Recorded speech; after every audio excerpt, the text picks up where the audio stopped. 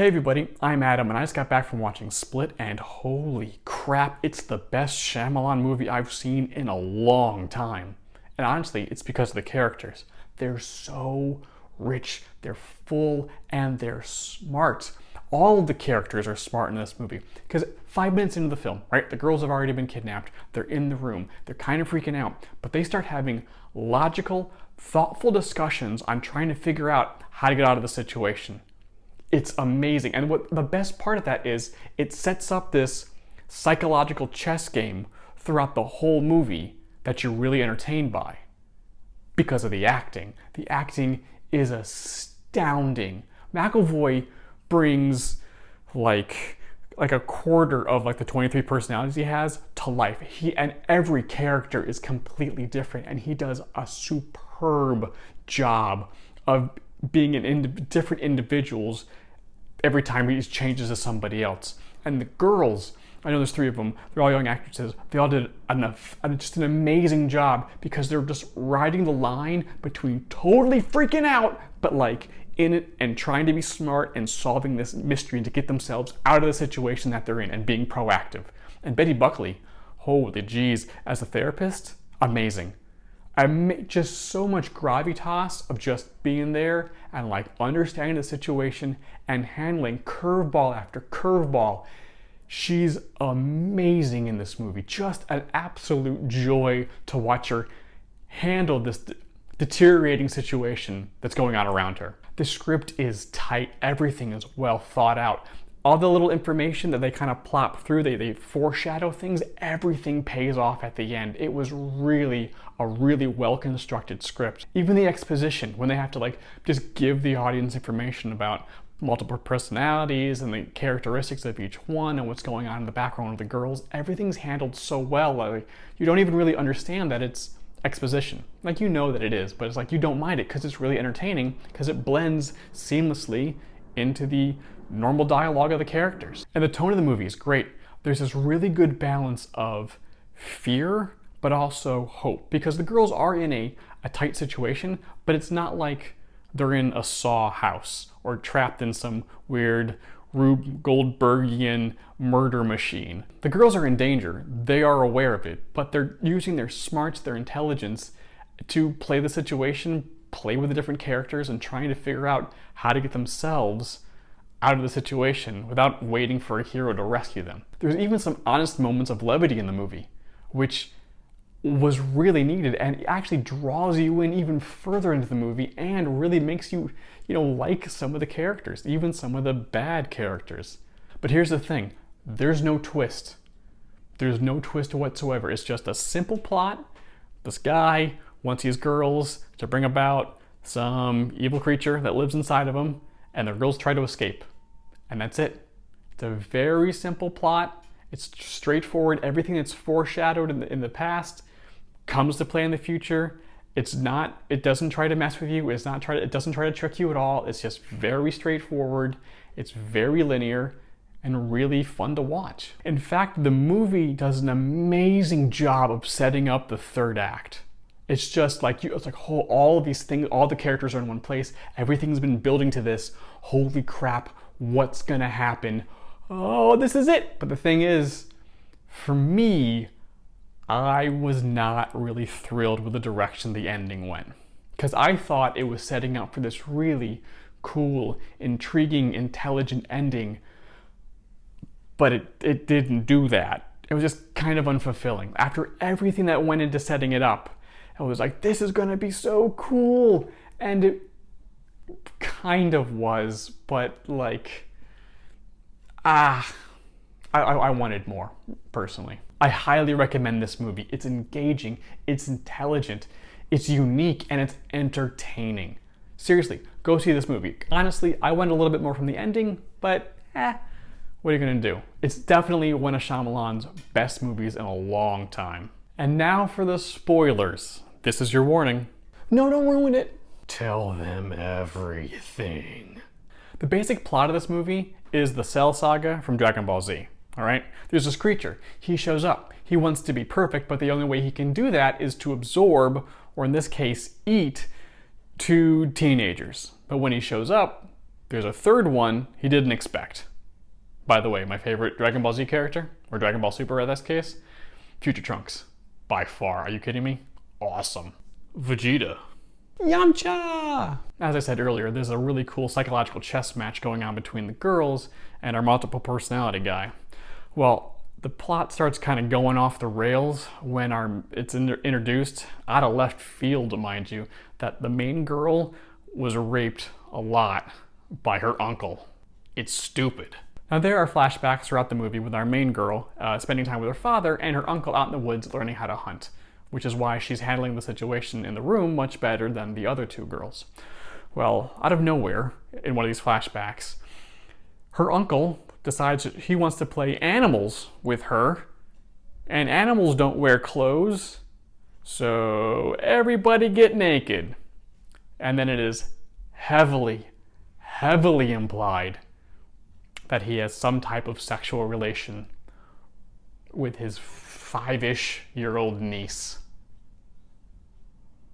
But come on, the rapey uncle, that's so cliche. It's a horrible stereotype. Most men love and respect kids. Not me though, I freaking hate them.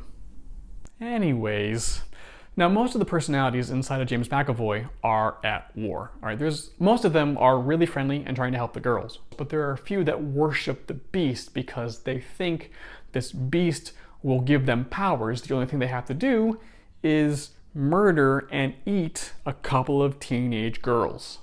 Small price to pay for superpowers, right? So eventually McAvoy finds an empty Amtrak train to pupate and then emerges from his cocoon as the Beast. And literally, the Beast. Like Hank McCoy from the X-Men, the Beast. Sans the blue hair, but it's the Beast. He runs really fast, he's really athletic, he can climb on walls, he can climb upside down, kind of like Spider-Man a little bit. He's got the power set of Beast from X-Men.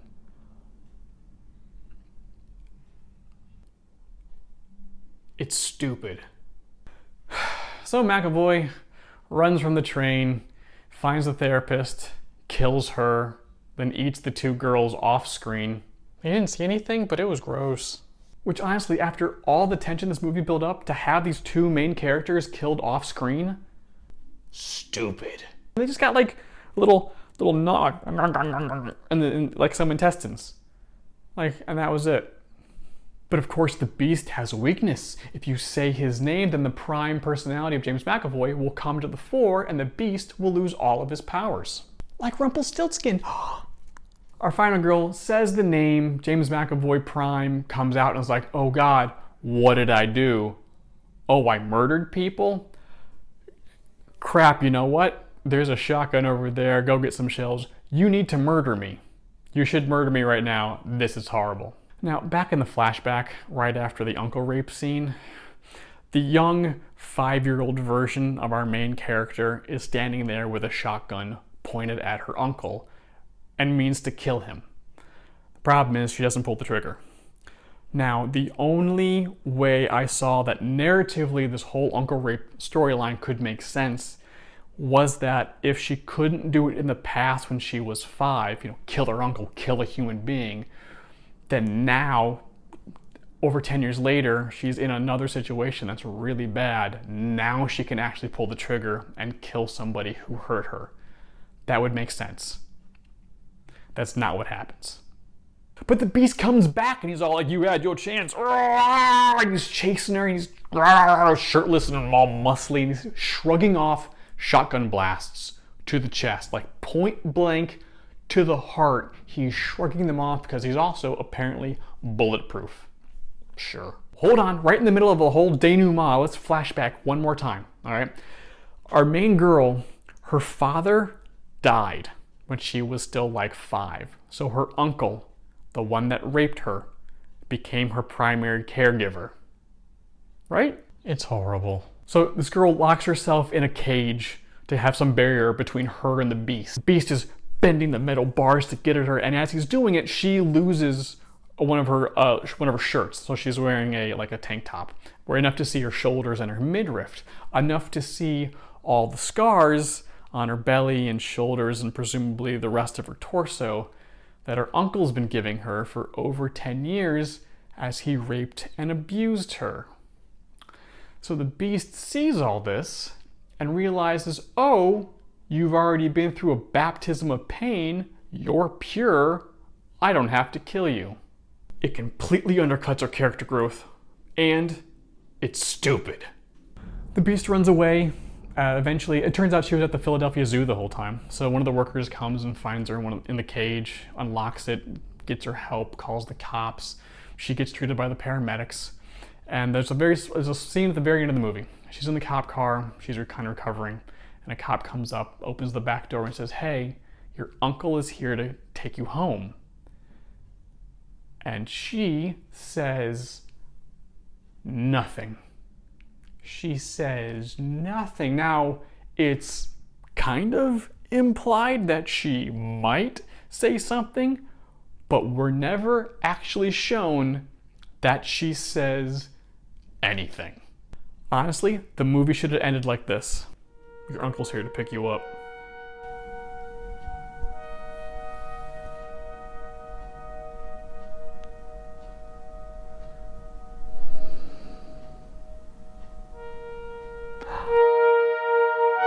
Oh, but then there's a mid-credit scene. All right, so we go to a diner, and you see the news report of this incident that happened at the zoo, and they're like, this is what happened. The cops blame this multiple personality guy. They're calling the horde, blah, blah, blah, blah, blah, information. And then some waitress goes, wait a second, this sounds kind of familiar. Didn't they do this like 15 years ago to some guy who was in a wheelchair and like put him in an institution? And as she leans back, Bruce Willis is drinking coffee and goes, yeah, and his name was Mr. Glass. What? It's a shared universe! Yay! Ugh. So maybe a showdown between James McAvoy's Beast and Bruce Willis's Unbreakable guy. I don't know the name of his character. Or maybe there's going to be more crossover in the M. Night Shyamaverse. The MNSCU! They'll make anything a franchise. So a really good movie that I thought was going to be a cool dissertation and exploration about multiple personalities and the interesting things that could happen with that. And it was a fun movie, just wasn't too thrilled about the ending. But what did you guys think? Let me know in the comments below. Also, please like and subscribe. I would really appreciate that. As always, here's a couple other fun things you can watch on YouTube right now. And also, expect the next review sooner than you think. And until then, see you guys later.